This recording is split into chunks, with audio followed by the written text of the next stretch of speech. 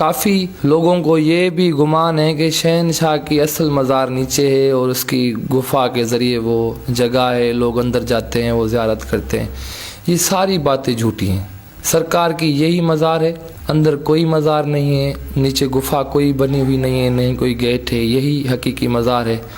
یہ ہے کہ سرکار کی جو اصل مزار ہے وہ کس چیز سے بنی ہوئی ہے؟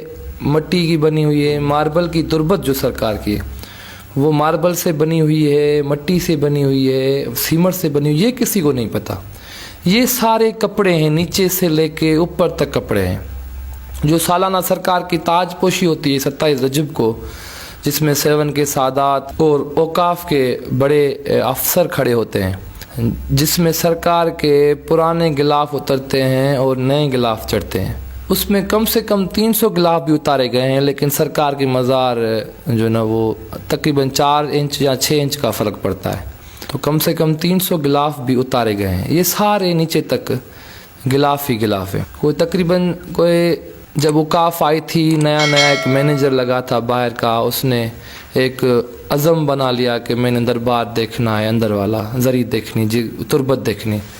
ہمارے دادا مرحوم بابا ہمارے والد صاحب کو بتاتے تھے کہ سید اظہر حسین شاہ کو، کہ اس نے وہ غلاف اتارتا گیا، ساری رات اتارتا گیا، آخر میں وہ گش کھا گیا، اور سرکار اس کے خواب میں آئے اور کہنے لگے کہ اے فلاں بن فلاں، تم میرے راز کو جاننا چاہتے ہو، یہ تو ایک راز ہے، اس کو جاننے کی کوشش نہ کرو۔ تو اس کے بعد وہ مینیجر جو نا وہ ڈیوٹی بھی چھوڑ دی اور پاگل ہو گیا وہ اس عمل کے بعد۔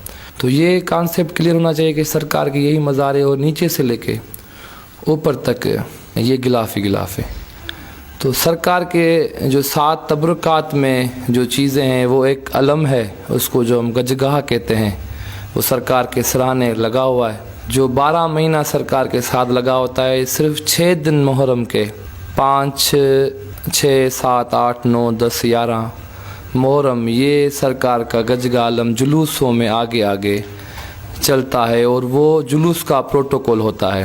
گجگاہ سے جلوس کا جو عزاداری کے جلوس ادھر سے نکلتے ہیں، مرکزی جو شہنشاہ کے خود نکالے ہوئے ہیں، سرکار لال شہباز قلندر کے، وہ 800 سال پہلے انہوں نے خود اس چیز کا انعقاد کیا، جو ابھی تک وہ سلسلہ چل رہا ہے۔ تو اس کے آگے وہ علم پاک چلتا ہے جو سرکار کے ہاتھ کا ہے، وہ اونٹ پر ہوتا ہے، اور اس کی بڑی ایک جو نا وہ اپنے جہل و جلال سے اس کے ساتھ فقراء ہوتے ہیں، اور 10-15 اونٹ اور ہوتے ہیں، ان کے اوپر لوگ بیٹھے ہوتے ہیں جو علم کو پکڑے ہوتے ہیں۔ جلوس کی جو آگے وہ جو نا وہ گجگاہ اس کی پروٹوکول میں ہوتا ہے، جلوس کے بقایا سارا سال وہ دربار پہ ہوتا ہے۔ دھمال کا بھی اسی سلسلہ ہے، 12 مہینہ سرکار کی دھمال چلتی ہے، صرف 10 دن دھمال، پہلی محرم سے 11 محرم تک دھمال جو ہے نا وہ نہیں بجتی سرکار پہ۔ دوسری بڑی جو تبرکات ہے گجگاہ کے بعد، وہ ہے سرکار کا گلوبند، جو پتھر ہے جس پہ چاندی کی کوٹنگ ہوئی ہے، تقریباً وہ فوٹیجز میں آپ نے دیکھی ہوگی۔ تو وہ سرکار نے اپنے گردن میں باندھا ہوا تھا، توق جسے کہتے ہیں۔ تو وہ بھی کربلا سے سرکار کے والد کی طرف سے، حضرت ابراہیم مجاب کی طرف سے ان کو یہ تبرکات ملے تھے۔ تو ساری زندگی سرکار کی جو تھا وہ توق گردن میں تھا، سرکار کے روح پرواز ہونے کے بعد ہی جو نا وہ گردن سے نکالا گیا، جو ابھی تک وہ سرکار کے سراندی لگا ہوا ہے، جہاں سے لوگ پانی بھرتے ہیں اور اس سے ان کو شفا ملتی ہے، جس بھی مرض کے لیے وہ ادھر سے پانی بھرتے ہیں۔ اور یہ بیسیکلی یہ بھی بتانا میں لازماً چاہتا ہوں، یہ وہی پتھر ہے جو سرکار امام ذی العابدین علیہ الصلوۃ والسلام کے گردن میں تھا۔ واقعہ کربلا کے بعد یہ کربلا میں روضہ حسین علیہ الصلوۃ والسلام میں موجود تھا، جو تبرکات میں حضرت ابراہیم مجاب مجاور تھے، سرکار شہنشاہ قلندر کبریہ کے والد صاحب۔ تو یہ تبرکات ان کے پاس تھے، جو انہوں نے اپنے حکم ہوا مولا حسین کا کہ یہ تبرکات ہمارے تم اپنے بیٹے کو دو، تو پھر یہ تبرکات سرکار کے ملے مولا حسین کے حکم سے۔ اس پتھر کے جو ہم نے سنا ہے یا بڑوں سے سنا کہ 3 حصے ہیں، ایک شہنشاہ قلندر کبریہ کی بارگاہ میں بھی ہے، اور ایک حصہ مصر میں ہے، اور ایک حصہ غالباً کہیں پر ہے کسی بھی علاقے میں، لیکن 3 حصے اس چیز کے ہیں جو ان جگہوں پہ تبرکات کے حوالے سے رکھے ہوئے ہیں وہ۔ चौथी चीज़ सरकार के जो ना वो थी कलंदरनामा, जो सरकार के अपने हाथ से लिखा हुआ था। कलंदरनामा दरअसल सरकार का नज़रिया था, अकीदा था, जिसमें वो सरकार ने उसमें वो पेश किया है। वो लोगों तक कुछ रसाई है और बकाया रसाई नहीं है कि कुछ सालों से, कुछ सदियों से वो कलंदरनामा मिसप्लेस है। कलंदरनामे में सरकार के कलाम हैं जो सरकार ने अपने अकीदा पेश किया है। उसमें काफ़ी जो ना वो जो बड़े में बड़ा सरकार का वो अशार है, हैदरियम कलंदरम मस्तम, बंदाए मुर्तज़ा अली हस्तम, पेशवाए तमाम रिंदानम। तो इस तरह के अशार जो मशहूर अशार ये है जो मैंने आपको बताया। बकाया बहुत ज़्यादा अशार हैं सरकार के जो कलंदरनामे मौजूद थे, या जो सीना बन सीना लोगों के इल्म में हैं, जो पुराने लोगों से आ रहे हैं, वो लोगों की रसाई तक मौजूद हैं। बकाया काफ़ी छुपे हुए भी हैं। सरकार की असा मुबारक भी है, वो भी मौजूद है। और एक पत्थर था वाइट और ब्लैक कलर का, वो भी सरकार के सराहने लगा होता था। उसको इधर सिंध में मक्खन माखी के नाम से पहचाना जाता था, मक्खन माखी वाला पत्थर। तो वो भी सरकार के जो ना वो तबरकात में चीज़ें हैं। तो ज़ाहिरन उसको मक्खन माखी से सरकार ने मुआवजा किया और वो मक्खन माखी के कलर का वो ब्लैक और वाइट पत्थर हो गया। लेकिन हमारा जो अकीदा आज बुज़ुर्गों से मैंने सुना है कि वो दरअसल हजर अस्वद के पत्थर का एक टुकड़ा है, जो वो भी तबरकात में सरकार को मिला है। तो शहनशाह कलंदर किबरिया के ये जो मैंने आपको बताए सरकार के तबरकात, ये अभी औकाफ सिंध के पास मौजूद हैं। जो ये असा मुबारक पहले सादात के पास थी, 1962 में जैसे गवर्नमेंट ऑफ सिंध ने दरबार को आपस में कब्ज़ा किया, तो उसमें ये सारे तबरकात गवर्नमेंट ने अपने तहवील में ले लिए। तो सरकार की निस्बत से 4 बड़ी काफ़ियाँ भी हैं जो मेले की धमालों में उतरती हैं। एक चहल अब्दाल है, और एक औलादी अमीर दूसरी, तीसरी कचहरी काफ़ी, और चौथी जो है ना वो बादल भूरा बादल शेर। इस काफ़ियों से छोटी छोटी काफ़ियाँ और भी कंसल्ट हैं, मतलब ये पूरी 14 काफ़ियाँ बनती हैं। 10 काफ़ियाँ और हैं, टोटल 14 काफ़ियाँ बनती हैं। लेकिन बड़ी सरगरो काफ़ियाँ ये 4 हैं जिन पे अभी भी सादात हैं जो वो धमाल में उतरते हैं। वो ख़ास करके मेले में इनका सिलसिला है। और हर काफ़ी की धमाल का अपना स्टाइल, अपना नज़रिया अलग अलग है। शहनशाह के हुजूर रोज़ बाद नमाज मगरिबैन धमाल होती है। धमाल का जो हकीकी शहनशाह लाल सरकार ने सिलसिला जोड़ा है, जो कड़ी मिलाई है, वो सैयद ज़ैनुल आबिदीन अलैहिस्सलातु वस्सलाम और सैयदा ज़ैनब सलामुल्लाह अलैहा के निस्बत से सरकार ने धमाल की कि वो जब दरबार शाम में खड़ी होती थी तो कभी वो अपना एक पैर रखती थी, कभी दूसरा रखती थी। तो सरकार की जो असल धमाल थी वो भी यही थी कि कपड़ा गर्दन में, नज़र नीचे, और एक पाँव ऊपर एक पाँव नीचे। वो पता जब धमाल में होते थे ये नहीं चलता था कि मैं पत्थरों पे कर रहा हूँ, मैं कांटों पे कर रहा हूँ, या मैं अंगारों पे कर रहा हूँ। वो सरकार धमाल में लाल हो जाते थे, इसलिए सरकार को लक़ब मिला लाल का। ये धमाल की जो कैफियत, अभी तो धमाल की कैफियत ही चेंज हो गई है। कोई नाच रहा है, कोई क्या कर रहा है, कोई किस तरह धमाल कर रहा है। असल जो धमाल की कैफियत है वो एक पाँव नीचे, एक पाँव ऊपर, और हाथ गर्दन में कपड़े में, और गर्दन नीचे हो। ये है असल धमाल जो शहनशाह कलंदर किबरिया से। ये धमाल एक आज़ादारी इमाम हुसैन है जिसका बानी शहनशाह कलंदर किबरिया है, और वो रोज़ाना करते थे, जो अभी तक उनके विसाल के 850 साल के बाद भी दरबार लाल शहबाज कलंदर पे ये धमाल हो रही है। सरकार का एक मशहूर शेर भी है कि जाम महर अली के दरदस्तम, बादस जाम खुर्दम मस्तम, कमर अंदर कलंदरी बस्तम, अज़दिल पाक हैदरी हस्तम, हैदरियम कलंदरम मस्तम, बंदाए मुर्तज़ा अली हस्तम।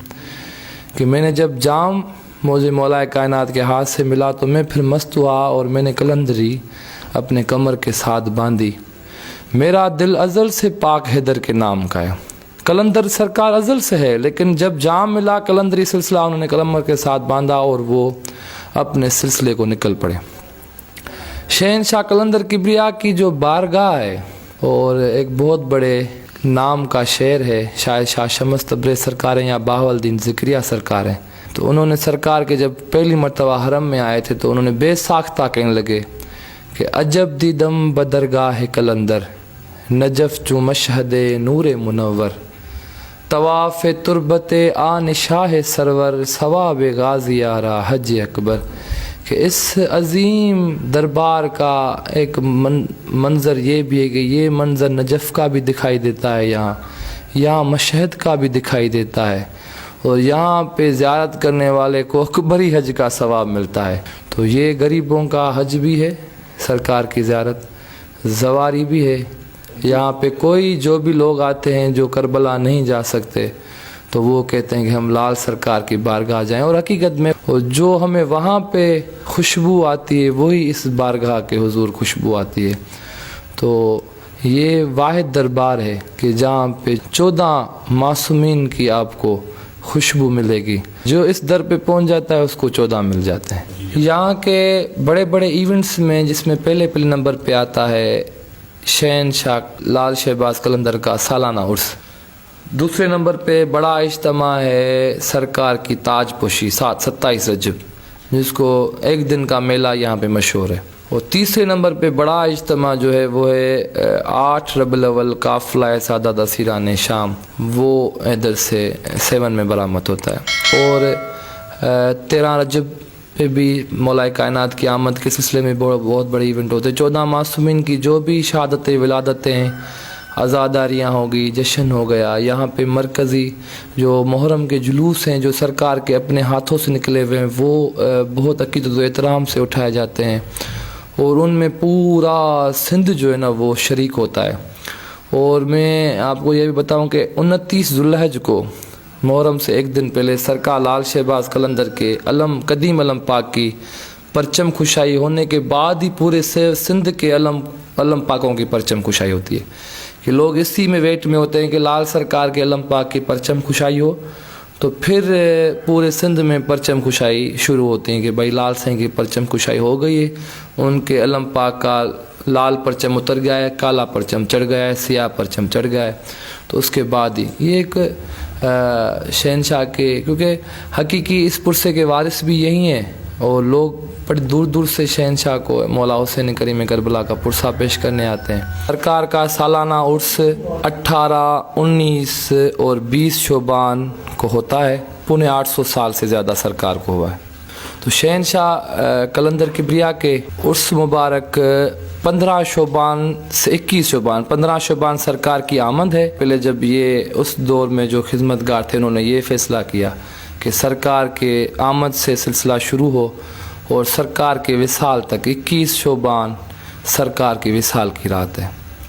15 شعبان سرکار کے آمد کی دن پہلی مہندی نکالی جاتی ہے، اور جمن جتی سرکار کے سلسلے سے وہ مہندی نکلتی ہے، ادھر کے سادات وہ اٹھاتے ہیں۔ 18 شعبان کو لکیاری سادات کی طرف سے مہندی نکلتی ہے، اور 19 کو لال داس وہ دیوان ہیں ان کی طرف سے مہندی نکلتی ہے، 20 کی بھی مہندی دیوانوں کی طرف سے ہندو ہیں وہ جتی ستی تھے، ان کی کوئی اولاد نہیں ہے، کوئی گدی نشین سرکار کا نہیں ہے۔ 2 بڑے خاندان ہیں سجادہ نشین کے، سبزواری خاندان اور لکیاری خاندان، جو ابھی تک دربار 7 میں موجود ہیں۔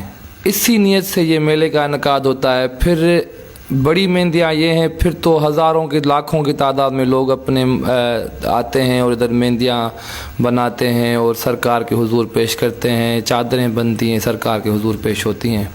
یہ سب ساری دنیا کو پتہ ہے شہنشاہ کے جو میلے کے رسومات کے حوالے سے۔